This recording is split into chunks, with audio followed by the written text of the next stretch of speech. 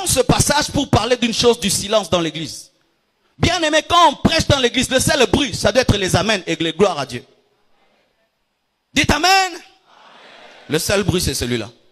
Mais ce n'est pas que tu causes avec ta femme à l'église. Ici, ce n'est pas votre maison. Ici, ce n'est pas votre chambre. Ou tu causes avec tes amis en plein culte. Et ce qui est malheureux, c'est que même les prédicateurs causent à l'église plus que les fidèles parce qu'ils pensent qu'eux sont les amis de Jésus. Qui t'a dit cela? Moïse n'est pas entré. Tu vois, pendant qu'il y a adoration, les pasteurs causent avec son invité. Je hais cela, je hais cela. J'ai besoin d'adorer avant de prêcher. Ou on se permet de causer. Le culte a lieu, les gens causent. On cause parce qu'on est des super spirituels. D'ailleurs, la véritable spiritualité t'amène à être un bébé qui dépend toujours du lait.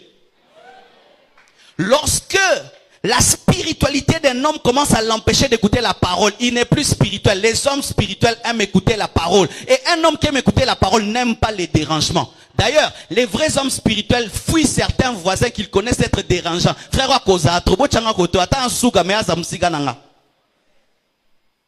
on cause en plein culte.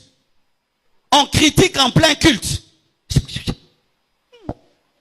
En plein culte, vous critiquez. Vous médisez en plein culte. Vous parlez en plein culte. Vous téléphonez. Vous écrivez des SMS et vous allez sur Facebook et dire le culte est terrible. Ah mais oui, on voit ça aujourd'hui. En plein culte, quelqu'un prend une photo du culte et puis il envoie ça à ses amis. Culte fort. Vous pensez que Paul allait le faire? Vous pensez que Pierre allait le faire? On ne cause pas à l'église. On prie et on dit Amen. On cause dehors.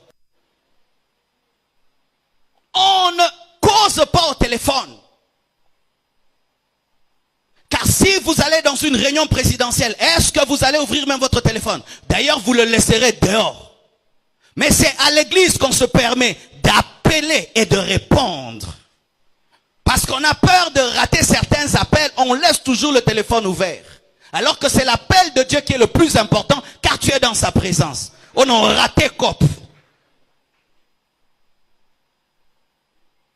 Le silence.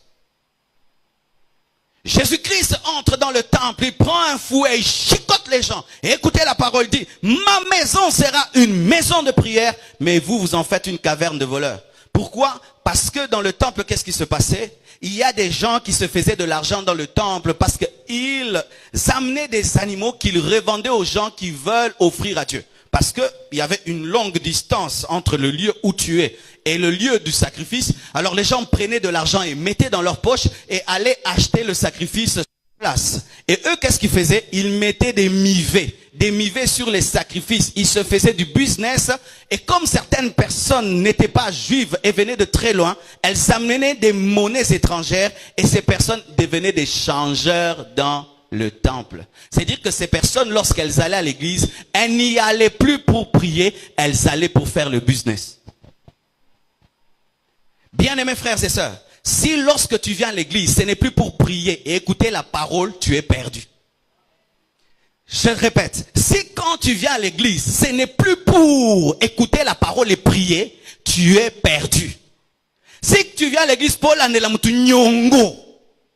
tu es perdu. Si tu viens à l'église pour avoir le boulot, tu es perdu. Si tu viens à l'église pour qu'on te fasse étudier, tu es perdu. Si tu viens à l'église pour avoir des relations, tu es perdu. Si tu viens à l'église pour montrer tes vêtements, tu es perdu. Si tu viens à l'église pour voir les gens et avoir quoi dire le lundi, tu es perdu. Lorsque le but n'est plus la prière et la parole, on est perdu.